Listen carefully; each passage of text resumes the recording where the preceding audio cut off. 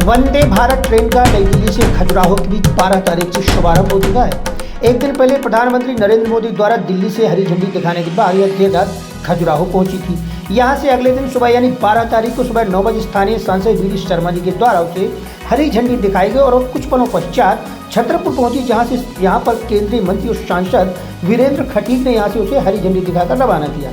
स्थानीय नेता और मीडिया की मौजूदगी और आम जनता की उपस्थिति में ट्रेन को यहां से विदा किया गया और दिल्ली को प्रस्थान कर गई। इस ट्रेन के संचालन से पर्यटकों को काफ़ी सुविधा होगी। आपको पता हो कि वंदे भारत ट्रेन भारत की सबसे तेज दौड़ने वाली ट्रेन है। यह ट्रेन महज 52 सेकंड में 100 किलोमीटर प्रति घंटे की रफ्तार पकड़ लेती है।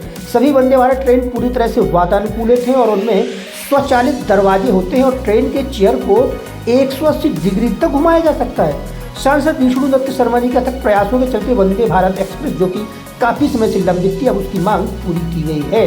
ये दिल्ली सुबह 6 बजे चलकर आगरा, ग्वालियर, झांसी, ललितपुर, टीकमगढ़, छतरपुर होते हुए खजुराहो 2:20 पर पहुंचेगी और खजुराहो में आधे घंटे के स्टॉपेज के पश्चात 2:50 पर यहाँ से प्रस्थान कर रात्रि 11:10 पर दिल्ली पहुंच जाएगी। उक्त वंदे भारत ट्रेन सोमवार को छोड़ सप्ताह के बाकी सभी दिनों संचालित होगी। इंटरनेट की सेवाओं का उपयोग करने के लिए ऑनबोर्ड वाईफाई की सुविधा प्रदान कर रही है। इसके अलावा मोबाइल फोन या टैबलेट पर कुछ भी पढ़ने के लिए इंटरनेट का उपयोग भी आप इसमें कर पाएंगे।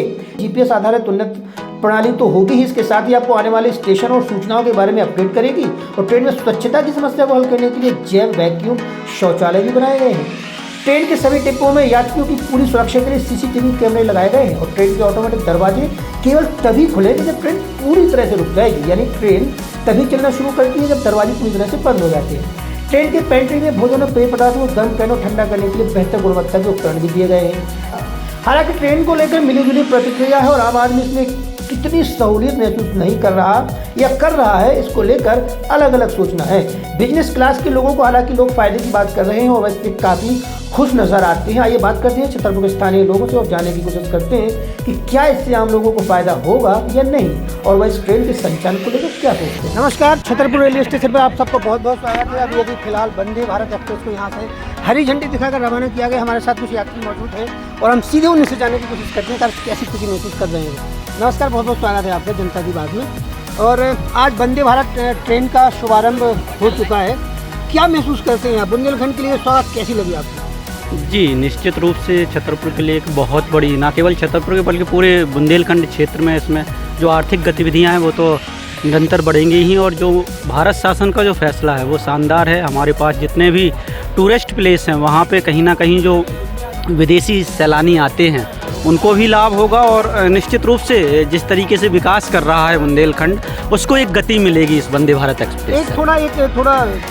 शंका है लोगों के मन में, क्योंकि जो वंदे भारत ट्रेन एक्सप्रेस ये चेयर कार है, थोड़ा किराया भी ज़्यादा है, तो आम आदमी जो है, जो मध्यम वर्गीय परिवार है, जो उससे निचले तबके का मजदूर वर्ग है, उससे चलो सहूलियत महसूस नहीं कर रहा है। क्या मानते हैं आप? मतलब इससे फ़ायदा होगा उनको कि नहीं होगा?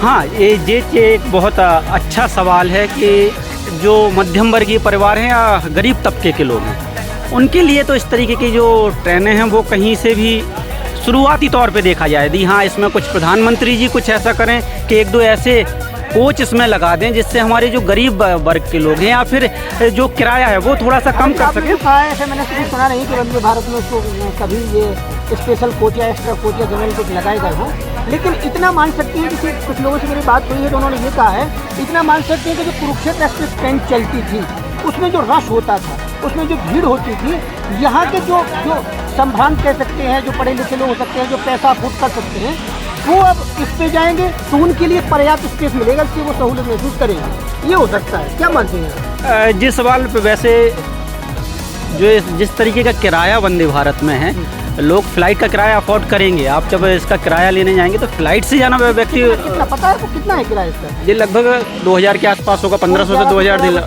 1500 के आसपास होगा।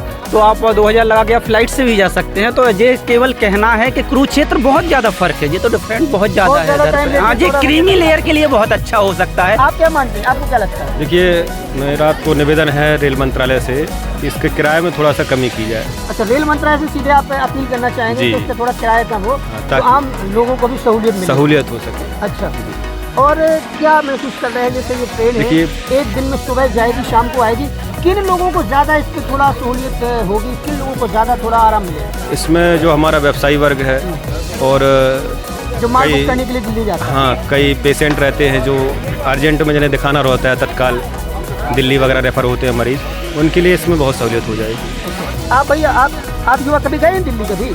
हाँ गए हैं ना सर। अच्छा, तो क्या वंदे भारत का ही सफर करेंगे कि कुरुक्षेत्र के धक्के अब खाएंगे? ये चीज़ डिपेंड करता है कि मेरे पास समय कितना है। अच्छा, ऑब्वियसली अगर मेरे पास सिर्फ समय एक की दिन का, सुरक्षा के अनुसार हाँ। तय किया जाएगा कि आपको सफर करना कैसे है। ये जो वंदे भारत ट्रेन है ये बेसिकली बिजनेस क्लास या आप कह लीजिए अपर मिडिल क्लास के लिए है। तो इसमें जिन लोगों को सिर्फ एक दिन का काम रहेगा और जिन जो अफोर्ड कर सकेंगे वो ऑब्वियसली इसको प्रेफर करेंगे।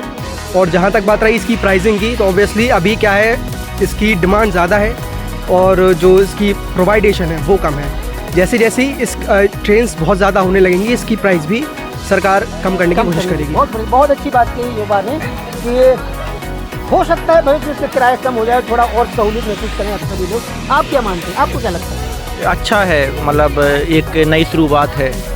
और जो अच्छा ये बताइए, ये जो ट्रेन शुरू हुई है इसका श्रेय किसे देना चाहेंगे? ये तो सरकार प्रयासों से संभव हुआ है। सरकार का ही रहता है, जो भी रहता है। और अपने यहाँ पर जो सांसद महोदय हैं उनका, बिल्कुल सांसद महोदय का तो योगदान रहता ही है इन चीज़ों में, तो है ना। और जो अपनी दोनों सरकारें हैं, केंद्र से भाई रेल मंत्रालय तो केंद्र ही के सुपुर्दगी में है, तो वो तो जो कुछ है सब केंद्र का ही रहेगा।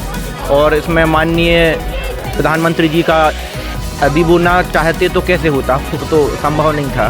तो उनका आभार व्यक्त करता हूँ, रेल मंत्रालय का भी और अपने जो सरकार है अभी वर्तमान में उनका भी।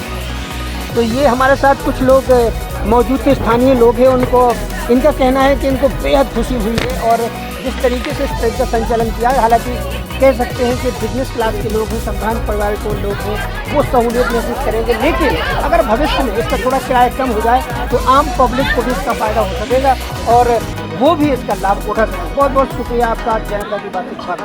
नमस्कार।